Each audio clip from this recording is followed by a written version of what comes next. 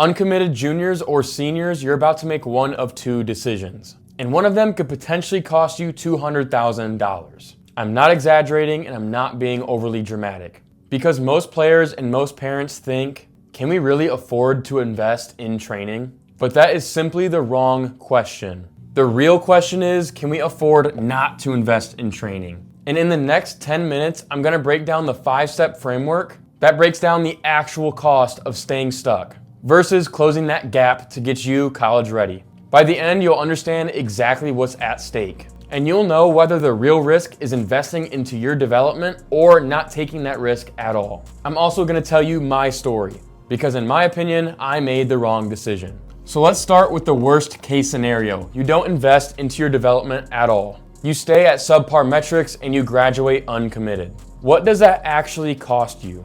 Tuition at a 4-year college is most likely between $40,000 and $60,000. That's $160,000 to $240,000 out of pocket full tuition. Now let's say you do get recruited and even get a partial scholarship. Even a 30% partial scholarship will save you at least $50,000. And a full scholarship, obviously I shouldn't have to explain that. So when you think I can't afford to invest in training, I have other expenses, I get it, money is tight and life is definitely expensive.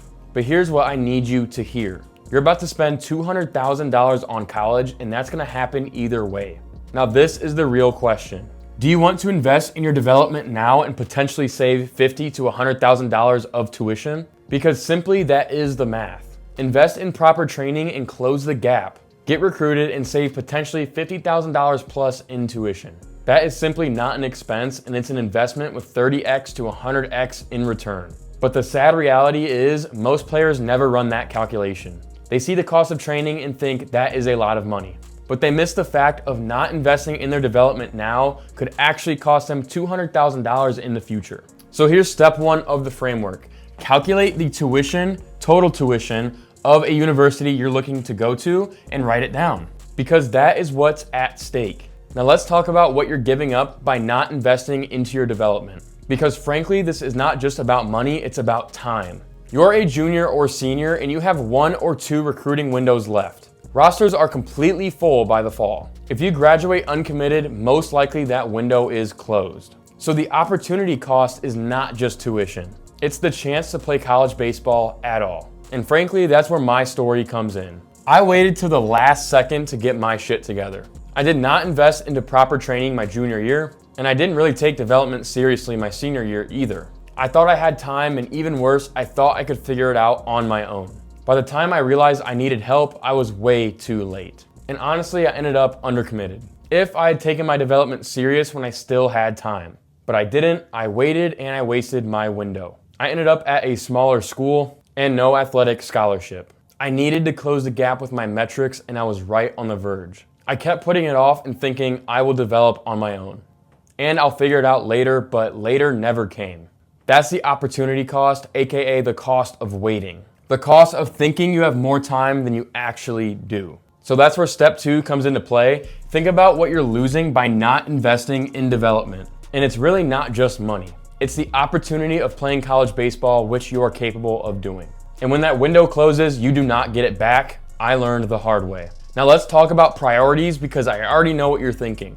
We have travel ball, we have showcases, we have lessons. We cannot afford development training on top of that. And baseball is definitely expensive. But let's break down what you're actually spending.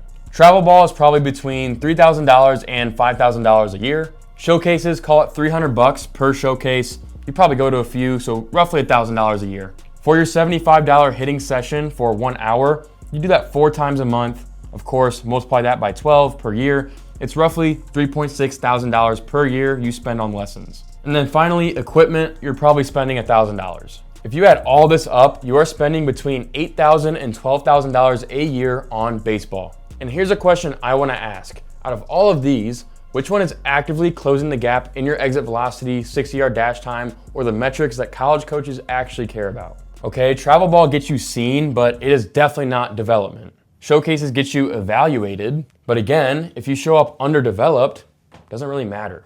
Weekly lessons refine your swing, but you're not developing force production, rotational power and strength, or bat speed. So again, you're not really developing exit velocity or those metrics. So you're spending $8,000 to $12,000 a year on things that, sure, might get you in front of coaches, might clean up some mechanical flaws in your swing, but not on anything that actually gets you recruited. Believe me, I did the same exact thing. Fellas, I spent money on all of this stuff as well. But guess what? My exit velo stayed the exact same, and so did my 60-yard dash. I was more so investing in exposure rather than development. And proper development training, the kind that builds explosiveness in the weight room and refines your mechanics, typically costs less or about the same as what you spend on lessons per month.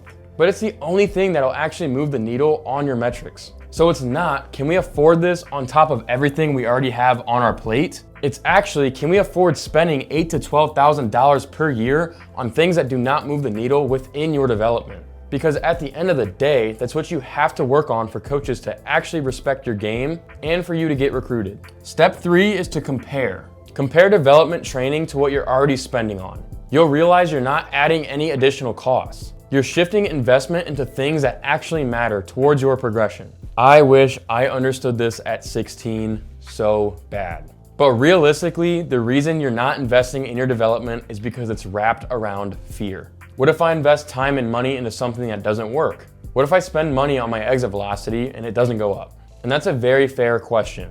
Fear of wasted money, fear of disappointment, and a fear of trying and failing. But here's what I want you to consider. What is the risk of not trying?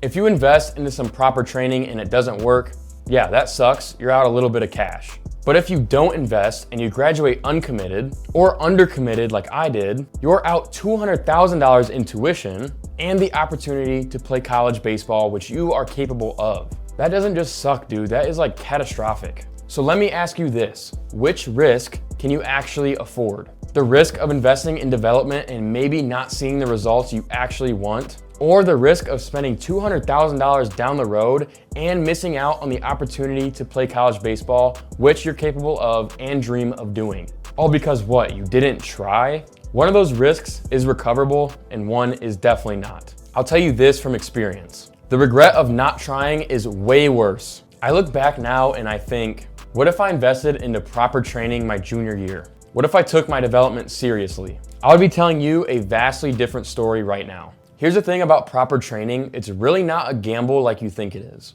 It's not just hoping that something works. It's identifying exactly what's limiting you and building a structured plan around that limiter. It's not try and hope, it's actually identify and fix. So the real risk isn't what if this doesn't work? The real risk is what if I look back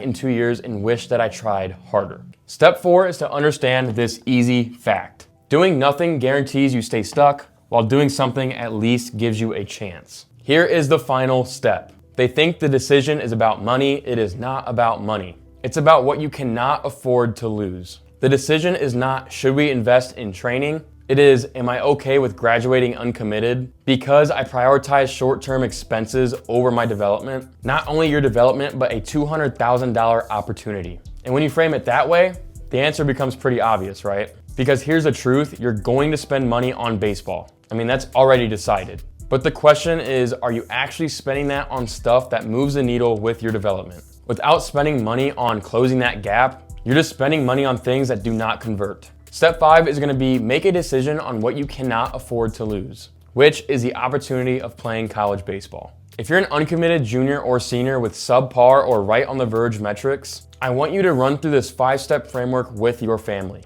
Once you run through this framework, the decision becomes clear. You're either going to invest in your development to save possibly $100,000 in tuition, or you're not and you're gonna pay that full tuition and prioritize short-term expenses. So that's your choice. I waited until it was too late. I was scared to invest and I missed my window. Do not let that be your story.